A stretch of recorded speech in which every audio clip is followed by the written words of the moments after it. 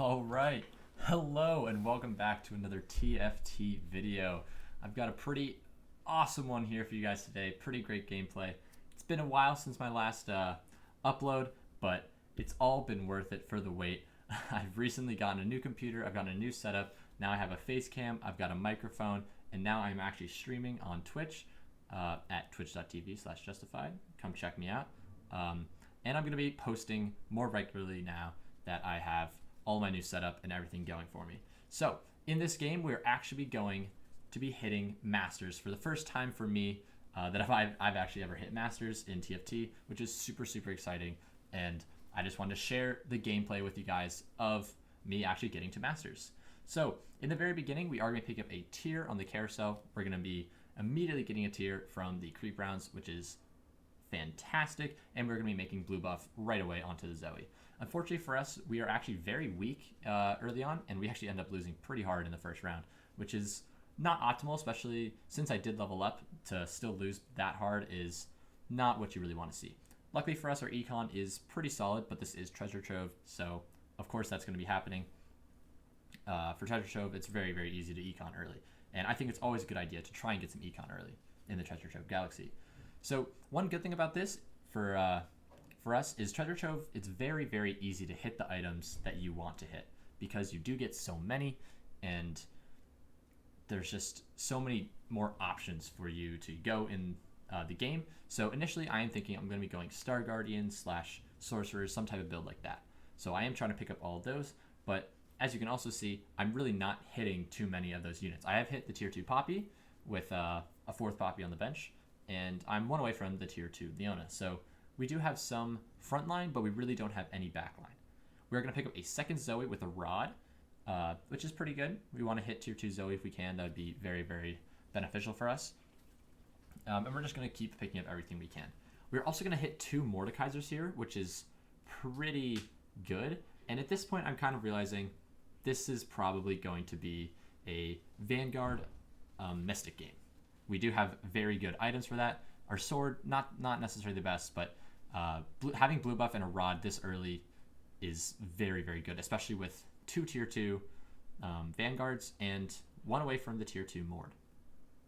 Here we're actually going to put in the Blitzcrank instead of the Mordekaiser just for the chrono buff, which I think is stronger, but it unfortunately doesn't really help us win this round too much. So we actually end up losing this, which is not optimal, but it is what it is. If we would have won that, we would have kept our win streak and been in a pretty good spot here for the Krugs, getting a lot of gold. We are at 32 gold on the Krugs, which is generally pretty solid. Not necessarily so good on Treasure Trove, but if this was a normal game, that'd be very good. But since it is Treasure Trove, sometimes that happens a little more frequently. And this is the moment when I really realized that I'm going to definitely be going for the Vanguard Mystics, because we do hit the Cassiopeia from Orb, and we also hit the Jace on our bench. So we've already hit 4 Vanguards, and we have the Cassiopeia, so feeling really good. Here I'm going to be making Ionic Spark onto the Poppy. Now Ionic Spark doesn't normally go on the Poppy, but I'm very close to 3-star Poppy, so if I do hit a 3-star, then that'll be pretty strong, I think, on Poppy. But if I actually end up not hitting 3-star, I can always sell it on the Poppy and put it on a more beneficial unit such as Jace or Wukong when I do hit the Wukong. So as you can see, we've already hit immediate power spike, absolutely destroying this guy. Our Cassiopeia is doing so much damage level 1, even without Morello's too. So we are feeling very good at this point. We have 84 health, which is very healthy. There's only one other guy going for the Vanguard Mystic, and he actually ends up using Nico's on Bard, which I think is kind of silly, but it is what it is. We actually end up leveling up and rolling down, putting in the Karma. We hit 2 Wukongs, but I wasn't quite fast enough to put them in before the round started, which was a little bit unfortunate, but it was super fortunate for us to hit the 2 Wukongs, and honestly, that's just pure luck, and not much you can do about that if you're the other team. So this is the other Vanguard Mystic guy. It's really good to see that we are actually beating him, and we're going to be significantly more healthy than him. We're also going to be hitting the tier 2 Mordekaiser here and the tier 2 Cassiopeia. So I do roll down there a couple times, which I think is the correct move, because hitting that tier 2 Cassiopeia is such a huge power spike. It literally doubles her damage output and just makes her so much stronger.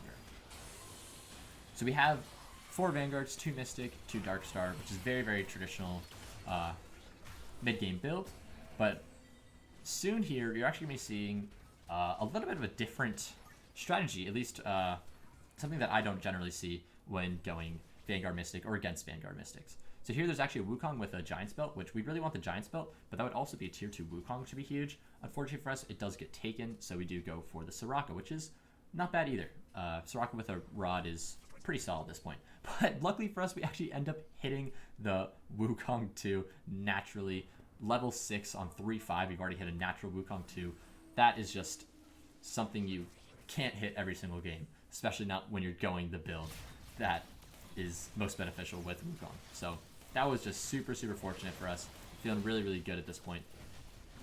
But even so, we are up against some pretty strong comps here. This guy has 2 Nars that both got ults off, knocking around our whole team. But this Jinx can't get any kills because of our super, super tanky front line. And it's honestly not that close. So we're still looking for more poppies, but it's seeming like we probably aren't going to be hitting too many more. So I'm going to be thinking about selling the poppy soon. On our bench, we also have a lot of Mystics. Tier 1 Soraka is definitely better than Tier 1 Karma, but I think Tier 2 Karma will be better than Tier 1 Soraka, theoretically. Here we're up against a Aurelia player. He's got Cyber Brawlers, which is kind of interesting, but I don't think that that's that strong. Really doesn't have much damage, and tankiness is not very strong against this comp because we have so much good sustained damage with Cassiopeia. So that's a pretty easy win for us. And here we're scouting the top guy. He is seeming very, very strong right now. And it is a little bit scary, his comp, because I'm pretty sure it generally counters ours. But it's hard to say for sure. Hopefully we will be able to beat him when we do 1v1 him here in the future. So on the Infiltrators, we are going to be looking for double bows, which would be perfect. But unfortunately, we don't hit a double bows, but we do hit the Giant's Belt, so we are able to make the Morellos, which is the 2 core items, in my opinion, are Morellos and blue buff for Cassiopeia to be effective. So here you actually see that we pick up the Riven, which is actually a super, super big move here. She does so much damage. Level 1, I just threw a GA on her, and she is able to absolutely do work. With her third cast of her ultimate, she did 2,000 damage with just the GA. No extra damage items. Very, very strong. And she's a bit of a tank, so that's also good as well. So here I am actually going to end up selling the Poppy because we really aren't hitting any more Poppies. And Poppy 3 is just not that much stronger. I'd rather have the Nautilus 2 eventually for some CC than the Poppy 3. And I also want Ionic Spark on the Riven because Riven is doing so much damage. Here we're up against the Vanguard Mystic guy once again. And I think no, we actually beat him here, I'm pretty sure. As you can see, he's getting a lot stronger. Soraka does have a good heal there, but it was relatively close, that round was. He has perfect items on the Cassiopeia, so we do have to be a little bit weary of that, but I'm still feeling very, very strong. So we are in first place now. We are on a 7-game win streak, which you love to see. We have so many strong units. Really, all we're looking for now is the Soraka upgrade, one more bow, and maybe the Riven upgrade and Jace upgrade. So there's not a lot more we can be doing at this stage to make our build that much stronger. Here we're against a Kog'Maw carry that actually gets very, very close to beating us, but our Jace is able to hold on with just a little bit of health and take him out. Here in the carousel, we are going to be looking for a bow or not sure what else we would be looking for. Maybe a chain vest, but unfortunately for us, the bow gets taken, and we had to go for the Giant's Belt, which Giant's Belt, not super optimal. We could go Zeke's Herald, theoretically, but it's not exactly optimal.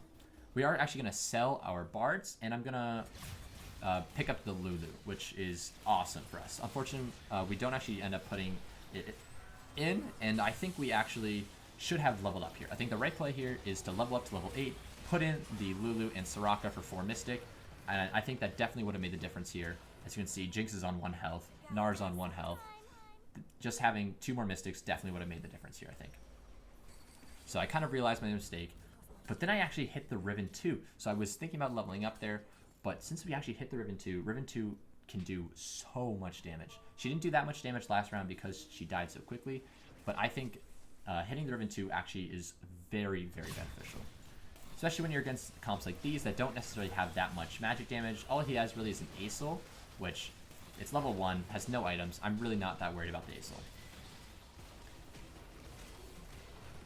Maybe I should have been a little bit more worried about the Acel, but as you can see, our Riven is doing significant damage. But I'm pretty sure he did mostly physical damage against us. Yeah, physical and true damage mostly, but the magic damage does add up a little bit, so we do want to be looking to go level 8 and put in another Mystic. So our items on our bench are really just not that good for us, so we're really hoping to hit something good. And unfortunately for us, we don't hit another bow, which is what we really wanted, so that's a little bit unfortunate. But we actually do hit some other pretty solid items. So the swords are pretty useless unless you're going for Shojin or GA, so we do get another GA, which is pretty nice. And we're actually going to make Thieves' Gloves onto the Wukong. I'm also going to use my second sword to make a Giant Slayer, which is, I think, very, very strong on Riven. Adds a little bit of true damage to her, which is just so good, and a little bit extra attack speed never hurts either.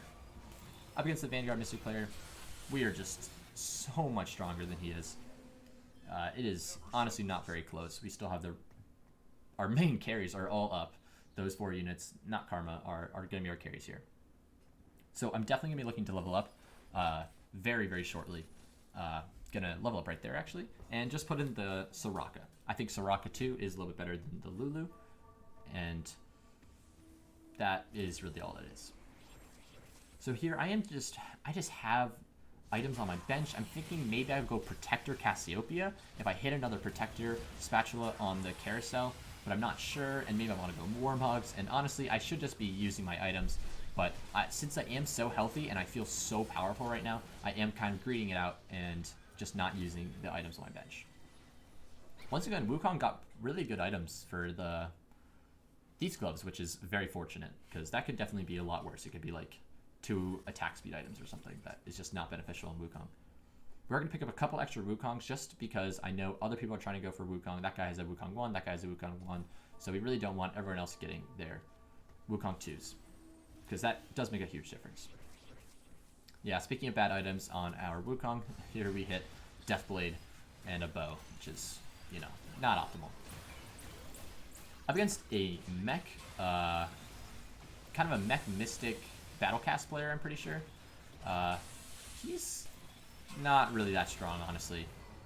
He does take out, maybe he is kind of strong, but we do end up taking him out. Not too much of a problem. Our Cassiopeia does die, but that just shows the necessity for a rapid fire cannon, because really, oh my goodness, Cassiopeia has to go so close to auto attack, and rapid fire cannon just makes her a long range carry instead of a short range carry, which is a huge, huge difference. But I really still think that blue buff and Morellos are better. I'm gonna pick up the Hextech Gunblade here because there really weren't any other good items, and if worst comes to worst, we will just put the Hextech Gunblade onto Cassiopeia, which isn't a bad item if you really don't have anything else.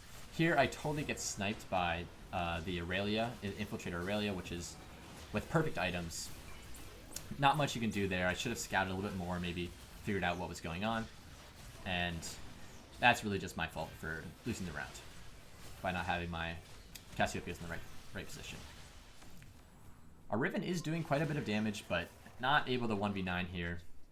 Tons and tons of damage, and that is why I'm going to be keeping in the Riven for a pretty long time here. A lot of people also are going for the attack damage carries, so putting in 4 Mystic just isn't that beneficial. I am going to be hitting the Thresh here, but I decide to put in the Karma instead of the Thresh because the Thresh doesn't really have any particularly good units to pull in. Here against the Vanguard Mystic player, I think he's level 9 here, and I don't know, man. He has so many units on the board. He's got his Thresh, but really nothing for the Thresh to pull in.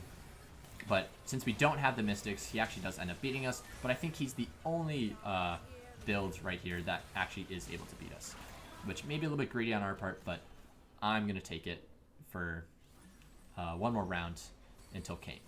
Now here on Kayn, we hit phenomenal items. We hit the rapid fire cannon, which is huge, which is magnificent, but we also ended up hitting the Shojin, which is a very, very strong item on the Thresh. So since we already do have a Thresh that is super, super good, I'm going to be leveling up to level 9 instantly. Going to put the Shojin on the Thresh. Going to put some items on the Jace. Going to make Battle Cast on the Soraka because I finally know I'm not going to get any more items, or I need to at least use my items, and we are just feeling so good. So the Riven is actually still very strong here because she doesn't offer any new synergies because Thresh does have Chrono buff. So when pulling her on, it is very, very powerful. Super, super close round, but our Riven is able to, or our Cassiopeia is able to clutch up there, which is pretty nice. So not much else to do here besides roll down, hopefully hitting some more Thresh, some more Urgots, and once we hit a couple more Urgots, that's really all we got to do. That is another Xerath, which I don't know why I'm even picking him up.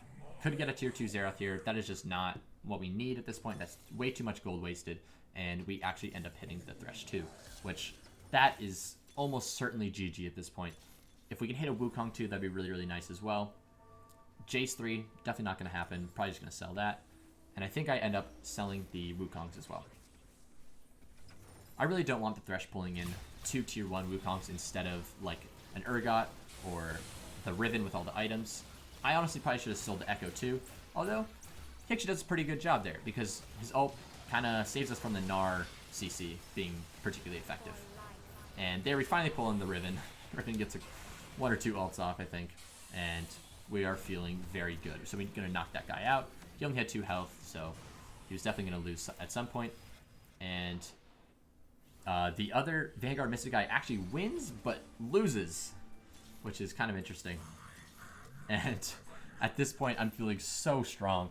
I'm thinking it's very unlikely for us to lose this, especially if we can hit 1 more Urgot, which we do actually end up hitting. So now we have an insanely strong bench against a guy that honestly just does not have that strong of a board. I think his comp is actually very strong, but his actual individual units are not particularly good. Gonna move the Cassiopeia at the last second. I meant to move the Thresh as well, just so that he was out of the way, but unfortunately we don't do that. Our Wukong actually gets Zephyr'd, which I should have moved the Wukong over so that he could have gotten his ult off and been a little more effective, but he still gets his ult off eventually, and we are able to beat this guy one more time. So going to the carousel, we're looking for any item that we can put on like Thresh or maybe Jace, or maybe Jace already has 3 items. Really any of our carries. So not many good items here. Zizirot might be okay. Bloodthirster's not good. Runins is... Actually, Runins might have been stronger here, although I don't need Thresh to ult more than twice. So Runins isn't necessarily that good. If we can just get the tier onto the Thresh, he can just insta-ult, which is probably more optimal. I am going to be buying the Gnar here, because Gnar is pretty good for Thresh to pull in, but maybe shouldn't have that on the bench, because I'd much rather pull in the other 2 units, so that is a bit of a misplay, I think, on my part. He does hit the Soraka too, which might make a difference, but I don't think it's too strong. So I'm going to move the Cassiopeia kind of as a bait here, move the Thresh all the way over, move the Cass back, and I totally forgot to move my Wukong once again. So I think that's the big misplay here in my positioning, is Wukong should be right in between Mordekaiser and Jace. And especially getting Zephyr'd, that is just so huge. His Gnar also gets a really good ult off, getting the Jace off the backline, because Jace actually does quite a bit of damage. So that is something you gotta be watching out for.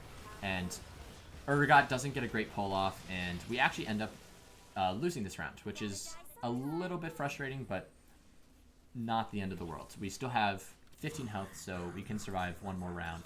And if we lose this, but very, very close, we might still survive. So, gonna sell the Gnar because that was misplay. I'm pretty sure Thresh pulled the Gnar in instead of a different unit. So, definitely should not have bought that Gnar. Or at least not kept it on the bench. Unless it was a tier 2 Gnar, that might have been a little bit stronger. So now I'm kind of realizing that my positioning is not optimal. I moved the Nautilus up, and I'm gonna be moving the Wukong over. Now he actually ends up sniping my Thresh, which is pretty smart of him, but I think he should be focusing on sniping my Cassiopeia.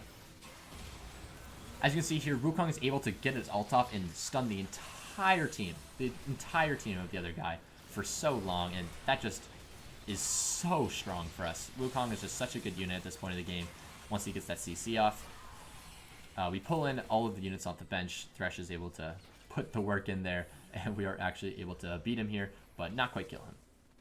So there have been lots of Lulus on the in the shop, but none that we could pick up because we only had 4 gold basically there, so that was kind of unfortunate. Also, we still only have a tier 1 Nautilus, but Nautilus is really just there for the synergy at this point. He's not super strong, just there for one more body in the front line. The Rift Herald item is meh. It's not very good. I don't even remember who I put it on because it really doesn't really matter that much. And I'm pretty sure with better positioning now, there's almost no chance that I'm going to lose against this guy. Especially if my Urgot can get a good ult off onto one of the more valuable units of the other guy. So here, rolling down for no particular reason. Maybe pick up another Urgot if we can. And hopefully 2 Lulus would be really nice. But don't think I actually get it. Yeah, no more chances. There's just another Thresh, but it is what it is. Probably just going to sell the Lulu because a tier 1 Lulu is not better than the other 3 units on the bench. And I really want to pull a more important unit. I'm also going to switch the Thresh at the last second because I know he's trying to snipe my Thresh because Thresh is one of the main carries here because he pulls on the Riven and the Urgot. But good positioning by me, able to move the Lulu at the last second. And Urgot gets a huge ult onto Gnar, which I think definitely secured the win for this fight if we didn't already have it in the bag. And we are able to beat him. I'm super, super excited because I know I finally hit Masters here for the first time, which is super, super exciting, and I'm super happy about that. So thank you guys so much for watching. Make sure you like and subscribe for more.